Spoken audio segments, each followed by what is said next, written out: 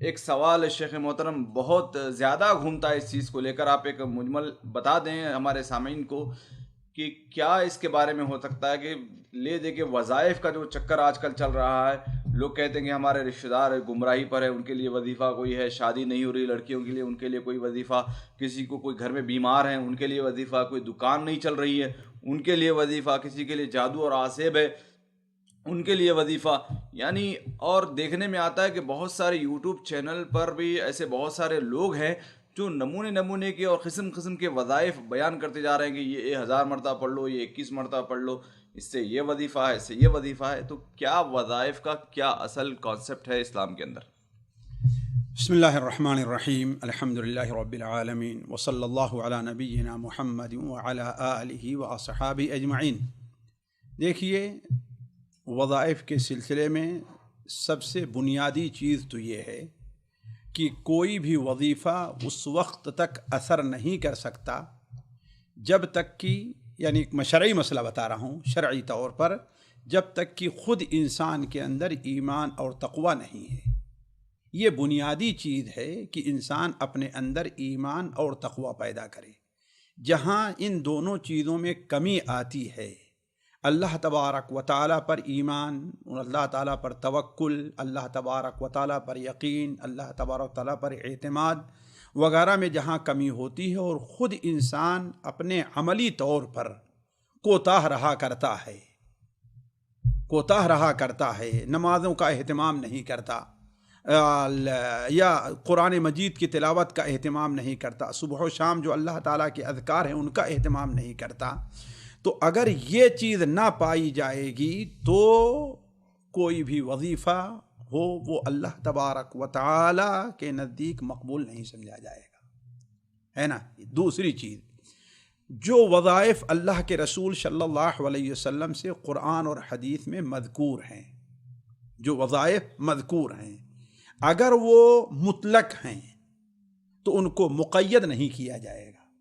اب مثال کے طور پر نبی کریم صلی اللہ علیہ وسلم کے بڑے مشہور صحابی حضرت ابی بن کعب رضی اللہ تعالیٰ عنہ کی حدیث سنن ابو داؤد میں جو ہے کہ انہوں نے کہا، اے اللہ کے رسول صلی اللہ علیہ وسلم، میں نے دعا کے لیے کچھ وقت متعین کر لیا ہے، میں اس دعا میں آپ کے لیے درود کا کتنا حصہ رکھوں؟ 1/3 رکھوں؟ آپ نے کہا وہ کافی ہے، اگر اور کرو تو زیادہ ہے. کہا آدھا رکھوں؟ کہا کہ بہت اچھا ہے لیکن اور کرو تو زیادہ ہے. یہاں تک کہ چلتے چلتے انہوں نے کہا کہ دعا کے لیے جو ہم نے وقت رکھا ہے وہ سارا کا سارا آپ پر کس میں صرف کر دوں گا؟ آپ پر درود پڑھنے میں.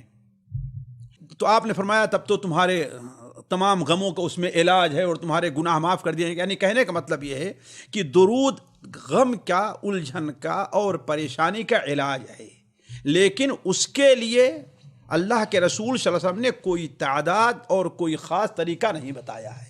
جو مطلق ہے اس کو مطلق ہی رہنے دیا جائے گا. کسی انسان کو یہ اختیار نہیں ہے کہ اسے کیا کرے، وہ مقید کر دے کہ ہاں بھائی 1000 بار پڑھو اور سونے سے پہلے پڑھو اور فجر کے پہلے پڑھو، فجر کی بعد پڑھو. یعنی یہ چیز ہونی نہیں چاہیے.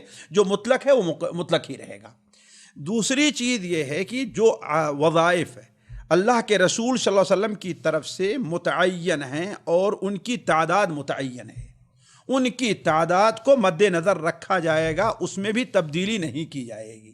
مثال کے طور پر آپ صلی اللہ علیہ وسلم نے بیان فرمایا کہ جو شخص رات کو 3 بار پڑھ لے بسم اللہ الذی لا یضر اعوذ بکلمات اللہ التامات من شر ما خلق، اسے کوئی زہر وغیرہ نقصان، تو اس کی پابندی ضروری ہے، یعنی اس تعداد کی اور اس وقت کی. یا صبح و شام آپ نے کہا بسم اللہ الذی لا یضر مع اسمہ شیء فی الارض ولا فی السماء، یہ 3 بار، تو اس کی پابندی ضروری ہے. تو کہنے کا مطلب ہے کہ 3 چیزوں کو مد نظر رکھنا چاہیے. ایک چیز تو یہ ہے کہ وظائف کے فائدے کے حصول کے لیے انسان کو خود اپنے اندر ایمان اور اللہ تعالیٰ کا تقوی پیدا کرنا چاہیے، عمل صالح ہے کہ نہیں. دوسری چیز یہ ہونی چاہیے کہ جو وظیفہ اللہ کے رسول صلی اللہ علیہ وسلم سے مطلق آیا ہوا ہے اسے ہمیں مقید نہیں کرنا چاہیے، اور جو وظیفہ مقید ہے اسے اس کی پابندی اور وقت کی اور تعداد پابندی کرنی ضروری. اس کے علاوہ اگر کوئی شخص اپنی طرف سے نئے نئے وظائف گڑھتا ہے اور اس کی ایک شکل دے دیتا ہے، جیسے مثال کے طور پر شروع میں تم 10 بار درود پڑھنا، پھر اس کے بعد جو ہے 100 بار 70 بار یا حی یا قیوم پڑھنا، پھر اس کے بعد درود ابراہیمی پڑھنا، گویا کہ آپ نے ایک چیز کو شرعی حیثیت دے دی ہے، اس کو کسی کو اختیار حاصل نہیں ہے۔ یہ چیزیں جو کچھ بیان کی جائیں گی وہ غیر شرعی ہوگا اور بدعت میں داخل ہوگا۔ جی اچھا، یہاں پر ایک اشکال پیدا ہوتا ہے کہ اگر کسی صاحب کا یا کسی دیندار شخص کا اگر کوئی تجربہ ہو کہ وہ 10 مرتبہ کوئی صورت اور 10 مرتبہ یہ درود 10 مرتبہ یا حی یا قیوم اگر پڑھتا ہے، وہ کہے کہ میرا یہ تجربہ ہے، اگر آپ عمل کرنا چاہیں تو کر سکتے ہیں۔ اصل میں دیکھیے، اولاً تو تجربے کا معاملہ ایک اور چیز ہے۔ بسا اوقات اللہ تبارک و تعالی کسی بندے کے کسی ذکر کو قبول کر لیتا ہے اگرچہ وہ غیر شرعی ہوتا ہے، اس لیے نہیں کہ وہ ذکر ہے، اس لیے کہ وہ بندہ لا علمی یا کسی بنیاد پر وہ گویا کہ اس کا تعلق اللہ تعالیٰ سے قلبی طور کی طرف جڑا ہوا ہے، اللہ تعالیٰ پر ایک اعتماد ہے، اللہ تعالیٰ پر اس کا ایک بھروسہ ہے، یا یہ کہ اس کی صورتحال مضطر کی ہے۔ کیوں؟ اس لیے کہ دعاؤں کا قبول کرنا یہ اللہ تبارک و تعالیٰ کی شان ربوبیت ہے، یہ شان ربوبیت ہے۔ اللہ تعالیٰ جس طریقے سے ایک مومن کی دعا قبول کرتا ہے، اللہ تعالیٰ کافر کی بھی دعا قبول کرتا ہے۔ یہ الگ مسئلہ ہے کہ مومن کی دعا قبولیت اور ہوتی ہے اور کافر کی اس قدر نہیں ہوتی، لیکن دعا کی قبولیت ہوتی ہے۔ تو بسا اوقات کسی بزرگ کا جو تجربہ ہوا کرتا ہے اپنے بارے میں، لیکن یہ نہیں کہ ہاں بھائی بزرگوں کا تجربہ ہے، آپ نے تجربہ کیا ہے، یہ نہیں ہے نا۔ تو اس چیز کو شریعت یا بنیاد بنایا نہیں جائے گا، نہ کسی کو اس کے اوپر عمل کا مکلف بنایا جائے گا۔ مکلف نہیں، اگر کوئی کرنا چاہے، عمل کرنا چاہے تو کر سکتا ہے۔ بھائی دیکھیے، اگر اسے کوئی مثال کے طور پر اسے کوئی سنت نہیں سمجھتا اور کوئی لازمی نہیں سمجھتا اور جائز ہے، مثال کے طور پر کوئی شخص کہتا ہے کہ میں اپنے طور پر جو ہے روز آنا مثلا 150 یا 200 یا 500 بار استغفار پڑھتا ہوں، ظاہر بات استغفار کی کثرت کیا ہے، وہ مطلوب ہے، شرط یہ ہے کہ وہ چیز اولاً کیا ہو، ثابت ہو، ہے نا۔ اب اس کو اپنے طور پر اپنے آپ کو یعنی گویا کی عادی بنانے کے لیے، اپنے آپ کو ایک تشجیع کے لیے وہ کرتا ہے، تو وہ اس کے لیے تو ہے، لیکن اور کے لیے وہ چیز مشروع نہیں ہوگی اس ناحیے سے۔ سامعین اکرام، ہمارے علمی اور عوامی دروس اور سوال و جواب کی مجلسوں سے آپ خود بھی مستفید ہوں اور اپنے دوست و احباب کے ساتھ بھی شیئر کریں۔ عین ممکن ہے کہ آپ کے شیئر سے کسی کی اصلاح اور آپ کے لیے صدقہ جاریہ بن جائے۔ واٹس ایپ پر اسلامک میسج حاصل کرنے کے لیے نمبر نوٹ فرمائیں: یعقوب عزیز 00966 5089 59707۔